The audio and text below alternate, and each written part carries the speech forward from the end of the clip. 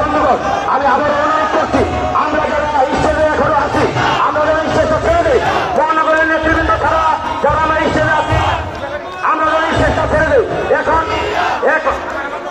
এখন আমাদের মধ্যে শুভেচ্ছা বক্তব্য এবং দিক নির্দেশনামূলক বক্তব্য দিবেন ঢাকা মহানগর উত্তর বিএনপির কর্ণধার, আজকের অনুষ্ঠানের প্রধান অতিথি, প্রধান আকর্ষণ, জননন্দিত জননেতা মৃত্যুঞ্জয়ী জনাব আমিনুল হক ভাই। জনাব আমিনুল হক ভাই আমাদের রাষ্ট্রের উপস্থিত উত্তর ঘটনা বিএনপি শুক্লাবে জনাব আনোয়ার হোসেন সরকার, জনাব নজরুল ভাই কন্ট্রোলার বিএনপি, জনাব নুরুজ্জামান ভাই উত্তর ঘটনা বিএনপি। আমাদের সামনে সুরক্ষা বক্তব্য নিয়েছেন ঢাকা মহানগর উত্তর বিএনপির ঢাকা মহানগর উত্তর বিএনপিকে যিনি তুলে তুলে আজকে সাংগঠনিক করে এই অবস্থায় নিয়ে যেতে সুরক্ষা বক্তব্য দিতে আসেন আমাদের সেই ঢাকা মহানগর উত্তর বিএনপির বিপ্লবী আহ্বায়ক জনাব আমিনুল হক। আমিনুল হক এখন সুরক্ষা বক্তব্য দিয়েছে।